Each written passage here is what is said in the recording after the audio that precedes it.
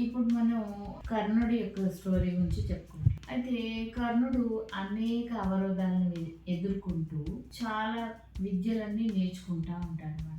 ఒకసారి ద్రోణాచార్యుడు తన శిష్యులందరికీ ఒక పరీక్ష పెడతాడు. అంటే విద్యలన్నీ నేర్పించేస్తాడు. యుద్ధ విద్యలు కానీ, గద విద్య కానీ, విలు విద్య కానీ, ఈ విద్యలన్నీ నేర్పించి శిష్యులకి ఒక ఎగ్జామ్ లా పెడతాడు. ఇప్పుడు మీకు ఇయర్ అంతా అయిపోగానే ఫైనల్ ఎగ్జామ్స్ ఎలా ఉంటాయి, అట్లాగా విద్యార్థులకు పరీక్ష పెడతారు. దాన్ని క్షాత్ర పరీక్ష అంటారు. క్షాత్ర అంటే విద్యార్థి. సో వాళ్ళు ఏం నేర్చుకున్నారు, వాళ్ళు ఎంతవరకు నైపుణ్యం సాధించారు అనే దాని మీద విద్య పెడతారు, పరీక్షలు పెడతారు.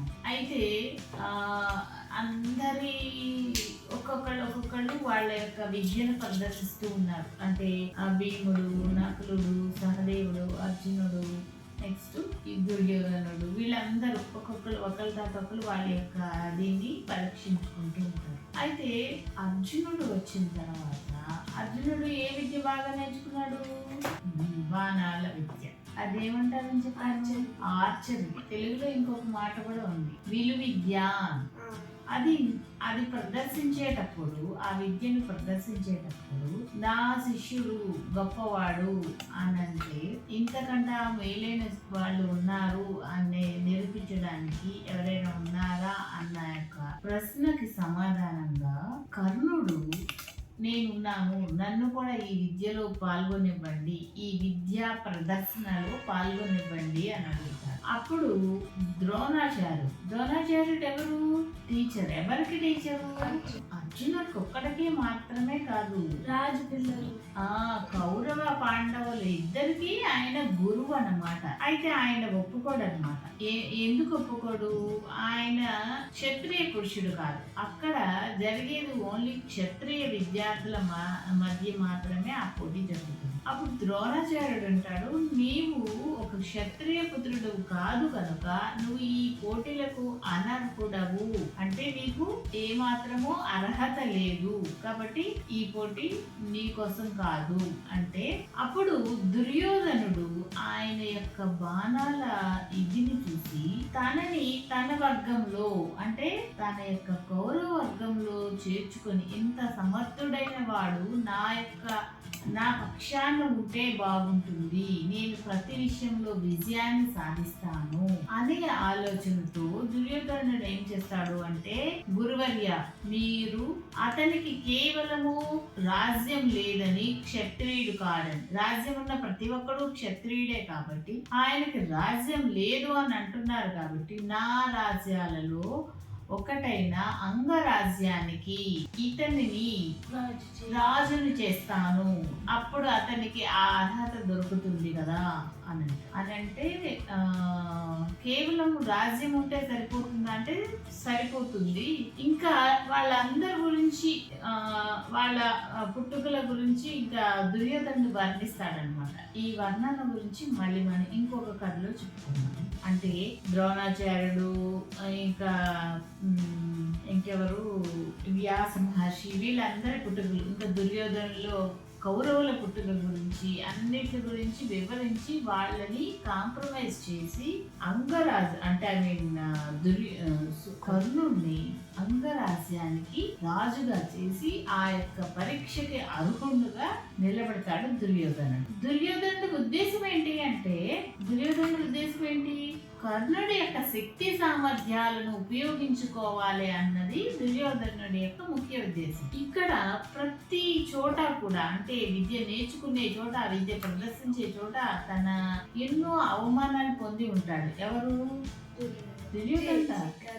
కర్ణుడు. కాబట్టి ఎప్పుడైతే ఈయన తన యొక్క రాజ్యాన్నిచ్చి సన్మానించి రాజుగా అభిషేకం చేయిస్తాడో, అప్పుడు తన యొక్క హృదయపూర్వకంగా, అంటే పూర్తి మనసుతో, పరిపూర్ణమైన మనసుతో దుర్యోధనుడిని తన స్నేహితుడిగా అంగీకరిస్తాడు కర్ణుడు. అప్పటి నుంచి కూడా తన శక్తియుక్తుల్ని గాని తన సర్వస్వాన్ని గాని ఇంకా మాట్లాడితే తన ప్రాణాన్ని సైతము దుర్యోధనుడికి ఇవ్వడానికి సిద్ధపడతాడు. దుర్యోధనుని ఒక స్నేహితుడిగా భావించి తనకి అంత పట్టము కట్టిన స్నేహితుడికి తన ప్రాణాన్ని సైతం కూడా ఇవ్వడానికి సిద్ధపడిపోతాడు కర్ణుడు. కాకపోతే కర్ణుడు ఇక్కడ ఆలోచించాల్సిన విషయం ఏంటి అంటే కర్ణుడు మహాయోధుడు, శక్తిశాలి, ప్రతిభావంతుడు. ఇటువంటి శక్తిశాలి, ప్రతిభావంతుడు, యోధుడైన వాడు ఒక దుర్గుణాలు ఉన్న వ్యక్తికి ఫ్రెండ్ అవ్వడం వల్ల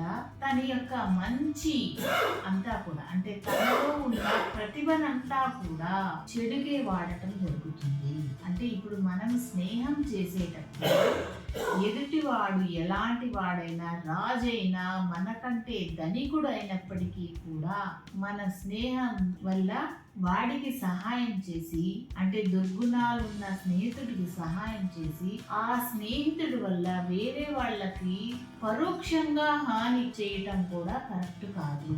అక్కడ ఒక విషయాన్ని కర్ణుడు మర్చిపోయాడు. కేవలము తనకి అవమానము జరిగినప్పుడు రాజ్యాన్ని ఇచ్చి ఒక రాజ్య నేతగా ఎన్నుకొని తనకి ఎంతో ఉన్నతమైన స్థానం ఇచ్చినందుకు కర్ణుడు రుణపడి దుర్యోధనుడికి అంత విలువ ఇచ్చి ఏది చేయమంటే అది అధర్మమా ధర్మమా అని ఆలోచించకుండా నా స్నేహితుడు చేశాడు, నేను కాబట్టి నాకు మేలు చేశాడు కాబట్టి నా స్నేహితుడు ఏది అడిగినా కూడా నేను చేయడానికి సిద్ధము అని మానసికంగా సిద్ధమైపోయి దుర్యోధనుడు చెప్పిందల్లా చేసి అధర్మ పక్షాన నిలబడతాడు. ఆలోచించు, ఒక శక్తి ఉన్న వీరుడు, ప్రతిభావంతుడు అధర్మ పక్షాన నిలబడితే జరిగే మంచా చెడా?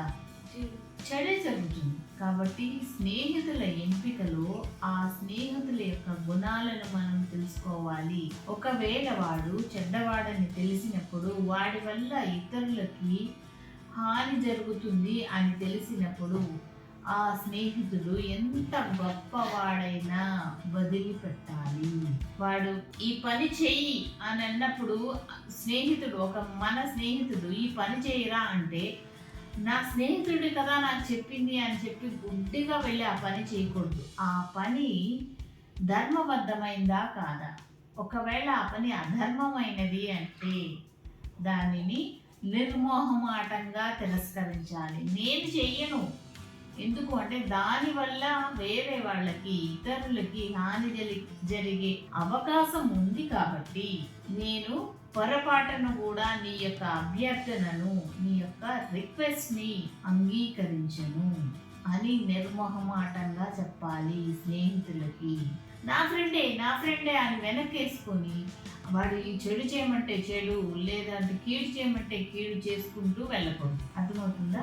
సో ఈ విధంగా మనము కర్ణుడి ద్వారా ఒక స్నేహితుడు ఎలా ఉండాలి, ఒక ప్రతిభావంతమైన వ్యక్తి, నీకు అర్థమవుతుందా?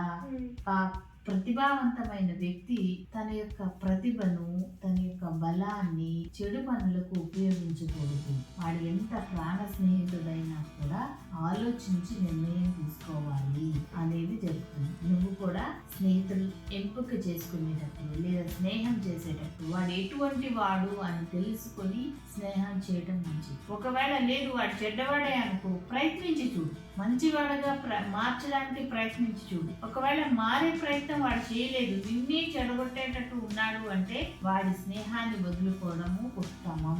ఫ్రెండ్స్, మీరు కూడా మంచి స్నేహితులతో స్నేహం చేస్తారని ఆశిస్తూ all the best for your friends. Please subscribe.